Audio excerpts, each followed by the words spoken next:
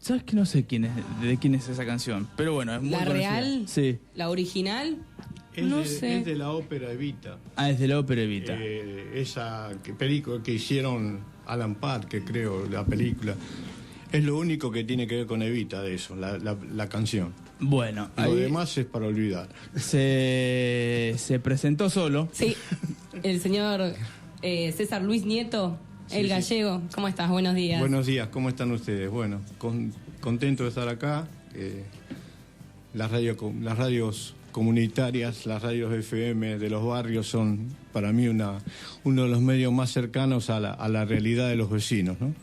Buenísimo. Porque si no, en los medios grandes, las historias de vida de muchos lugares se pierden, ¿no? Y bueno, contento que ustedes hagan esto. Perfecto. Lo invitamos al gallego para conmemorar el 62 aniversario de la muerte de María Eva Duarte, mucho más conocida como Evita, que murió el 26 de julio del año 52, durante el segundo mandato del general Perón. Bueno, gallego, sus impresiones, sus recuerdos. Nos contaba recién fuera de aire que recuerda dónde estaba cuando escuchó la noticia. Alguna cosa de María Eva, ¿no? Su padre nunca la reconoció. Claro. Era María Eva Ibarguren, el nombre de la mamá. Hija natural, que decían entonces, ¿no? Y hay incluso, cuando esto fue una corrección de su partida, en realidad, cuando se la da como nacida el 7 de mayo del 22 en Junín. Y ella nació el 7 de mayo de 1919 en un campo, en una estancia, La Unión, que estaba cerca de Los Toldos, que es una pequeña localidad que está cerca en el Partido General Villamonte, unos 200 kilómetros de Buenos Aires. Ajá. Y que se llamaba Los Toldos porque ahí cerca había la toldería del cacique Coliqueo, mapuche, que le dieron ese espacio porque peleó con sus guerreros, con Mitre, contra Urquiza en la batalla de Pavón. Es decir, incluso las referencias, hay algunas versiones distintas cómo nació Evita, pero se dice que a la mamá la atendió una comadrona de la familia, de la tribu mapuche, la tribu de Coliqueo. Ajá. Ah, mira, Pero bueno, no tenía ese dato.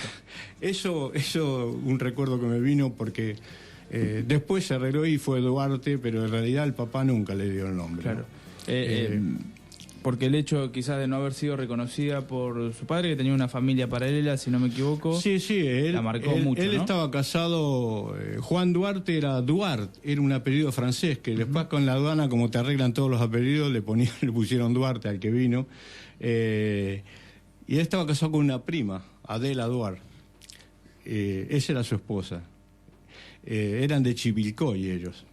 Él siempre fue ganadero, ¿no? Hacendado, bueno. Pero conoce cuando va a administrar el campo de la Unión a la mamá de Eva, y tienen 5 hijos. Son 4 hermanas y Juan, el famoso Juancito Duarte, que hacía sus pillerías. Bueno, claro. Pero Blanca, Elisa, Herminda y Evita, ¿no? 4 mujeres y un varón. Bueno, vuelvo para atrás. Lo que me preguntaste es esa fecha, ¿no? Esta fecha del 62 años pasaron de eso. Claro. Te comentaba después que se instaló un busto de Evita que en la casa del partido del PJ de San Fernando el sábado pasado, justo el 26, que habíamos puesto con la Juventud Peronista en la esquina de Las Tropas y 202. Bueno, hoy Arnoldi. Nosotros queríamos, era Ascurrain en ese entonces. Perdón, ahora veo que tiene etiquetas que dicen Eva Perón. Sí, ahí le pusieron un banner, se llaman esos banners, esas cosas de plásticos o carteles, puso la municipalidad, pero hay un busto de Eva Perón ahí, que no es ese. El busto que yo hablo lo hizo una amiga, la hermana de una compañera nuestra, que trabajamos en el municipio y tenemos una agrupación gremial, Virginia Belaustegui, Sofía Belaustegui, que estaba en Bellas Artes, que ella no militaba, pero su manera de colaborar con nosotros fue hacer ese busto, que lo hizo como, es una Evita hablando, la Evita enojada, como nos gustaba a nosotros en esa época. Y bueno, se rescató porque un vecino, cuando vio que vino el golpe y ante la posibilidad de que lo arruinaran, como estaba la memoria colectiva de lo que pasó con los golpes en el 55, lo sacó al busto y lo escondió. y lo tuvo muchos años escondido bajo tierra y después se lo entregó a gente del peronismo y bueno, hoy está ahí. Ahí yo recordaba hace 62 años, esa noche, nosotros vivíamos en un conventillo que enfrente a la casa, al Colegio Misericordia, en la calle Madero 1351, en la esquina donde está la casa de laboratorios de análisis en la Valle Madero, ahí estaba el Consejo de Partido, ahí estaba la casa del Partido Peronista. Ajá. Le decían el conventillo peronista, la crema de San Fernando, la gente bien de San Fernando. Claro. Pero no se equivocaban, porque todos los que vivían ahí eran peronistas. Y ahí usted recibió la noticia. Nosotros estábamos esa noche jugando con mi mamá, en la cama de mi papá y mi mamá estábamos jugando a Tarzán, porque se escuchaban en la radio. Tarzán, Sandokan, Poncho Negro y Calunga, que era la versión criolla del Llanero Solitario y Toro. Claro. Y bueno, y estábamos jugando y bueno, mamá era Jane, yo era Tarzán y mi hermana la Monachita. Bueno, hay que ver, ¿no? Mi mamá tenía 28 años, yo 6 y mi hermana 4. Bueno, y estábamos jugando y entonces por la radio pasa la noticia que a las 20:25 había fallecido Evita. Bueno, ahí no sabíamos qué hacer. Mamá lloraba desconsoladamente, ¿no? Fue una cosa que no paraba de llorar, mamá. Y bueno, y después yo iba al colegio, al San Cayetano, que era como un prejardín en ese entonces, un jardín de infantes como se llamaron después, que estaba ahí en Ituzaingó antes de Libertador. Uh-huh. Y las monjas del San Cayetano nos llevaron a todos los chicos al velatorio de Evita. Ahí no hicimos esas colas. Bueno, ustedes habrán visto fotos de lo que fue eso, ¿no? Bueno, llegamos rápido, nos llevaron enseguida y ahí nos alzaban, porque el cajón estaba alto, nos alzaban para que le diéramos un beso. Había un cristal, que tenía un cristal el cajón, se veía la cara de Evita, se veía el rostro, ¿no? Así que bueno, ese es el recuerdo más cercano que tengo con ella, digamos, ¿no? Funerales que duraron varios días. ¿Dónde estuvo el cajón? Estaba en un ministerio, no sé si Ministerio de Trabajo estuvo ahí, no estuvo en el Congreso. El de Perón fue en el Congreso, ¿no? Pero sí. Ahora el duelo nacional duró 15 días, 2 semanas. El gobierno decretó 10 días de duelo, pero la gente se tomó 2 semanas porque seguían yendo. Hablaba con un amigo, es trabajador naval, que ahora con este tema, con el tema de los juicios, esto de Campo de Mayo, estábamos hablando de eso y comentaba, él no es peronista, pero él tiene un gran respeto él decía la mística de los peronistas, ¿no? Y él hablaba el tema del recuerdo de Evita, que estuvo viendo materiales y leyendo, y vio por televisión que pasaban.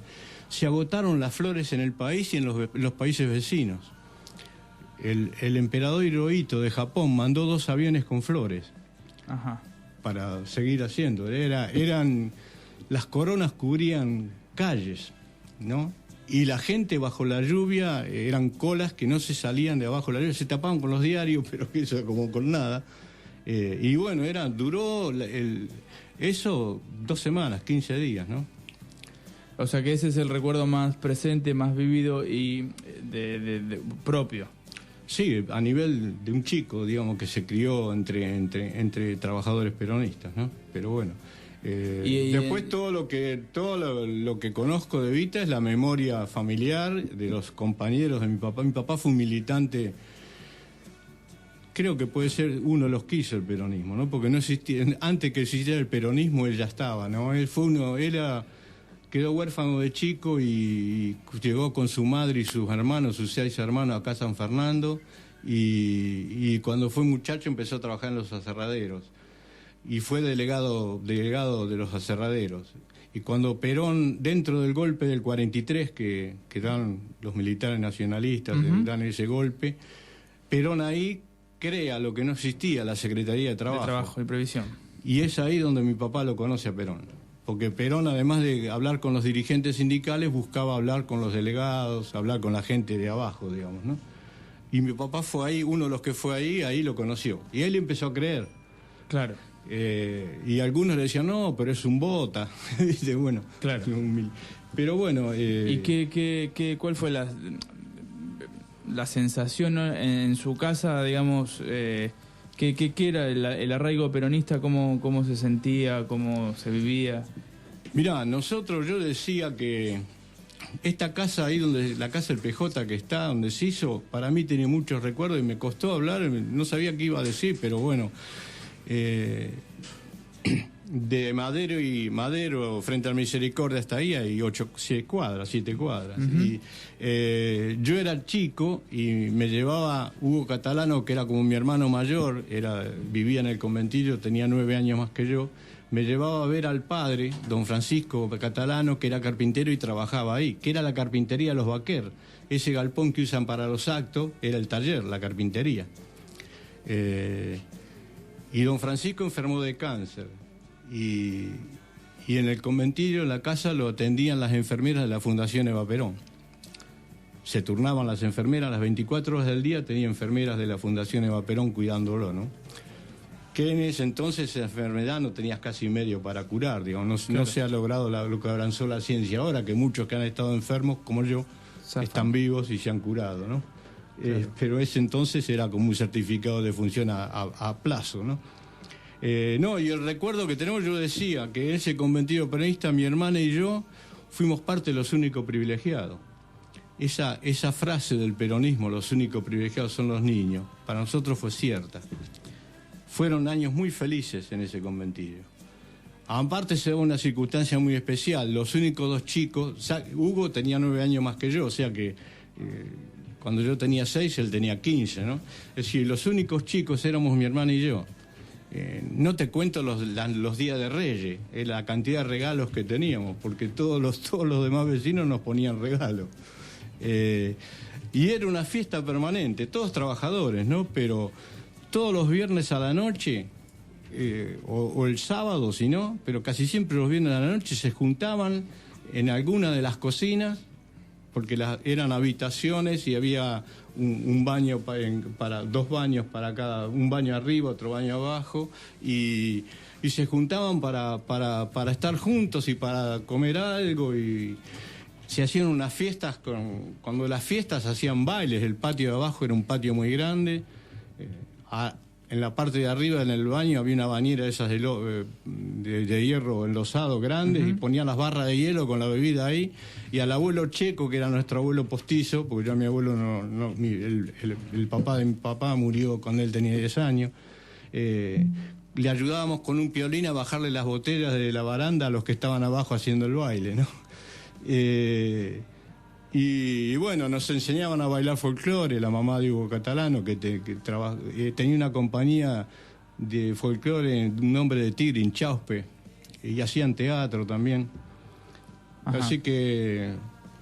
Volviendo un poquito al fallecimiento de Eva, quería consultarte, vos que la viviste, ¿cómo se sintió, no, ese antes y después de la muerte de Eva? ¿Cómo se sintió en las calles ese factor que generó que años después fuera, bueno, uno de los factores que años después generara el derrocamiento de Perón? ¿Cómo lo vivió la sociedad de ahí en ese momento? No, yo era chico, pero tenía 6 años, ¿no? Pero bueno, yo después de ahí viví así como viví lo bueno, viví lo malo, ¿no? El golpe del 55, ¿no?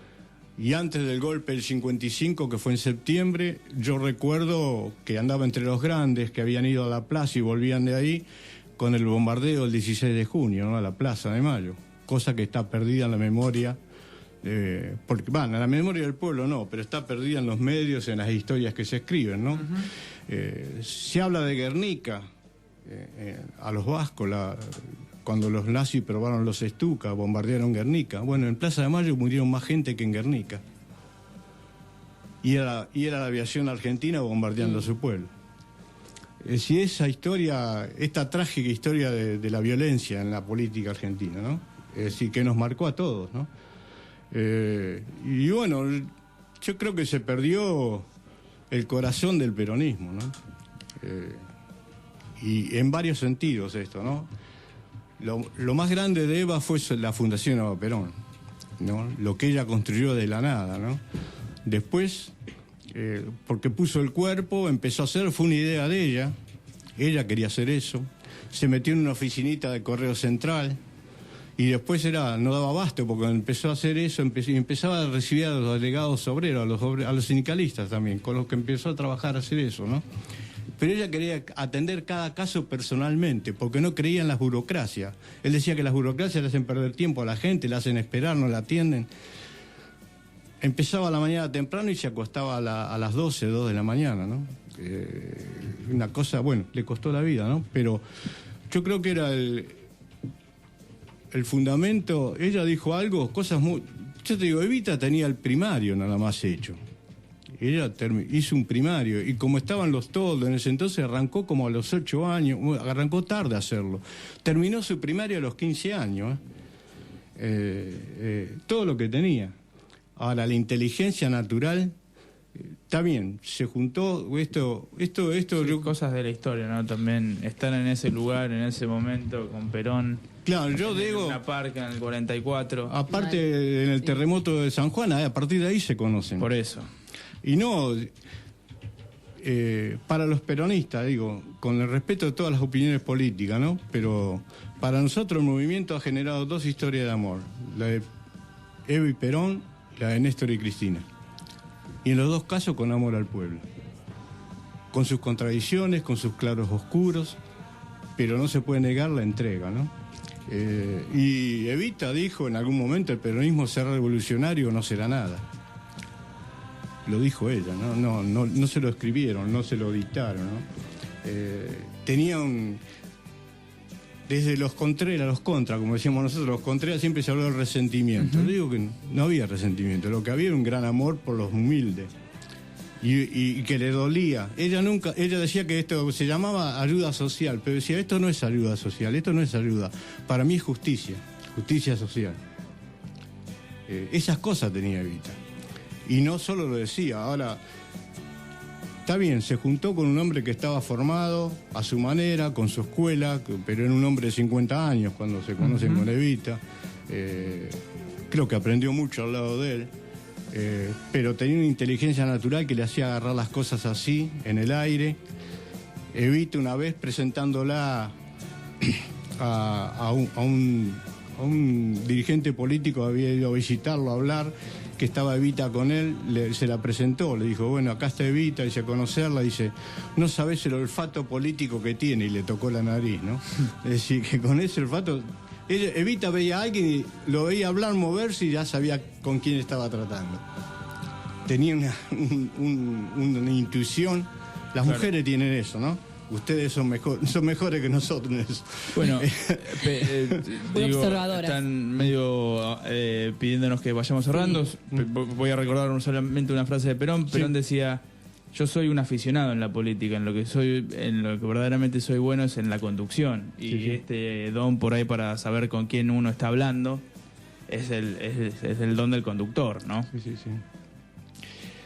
¿Alguna reflexión última, Gallego, para rememorar a Eva? Y mira, Evita, los discursos de Eva son imperdibles. Yo creo que hay que conseguirlos y leerlos y releerlos, ¿no?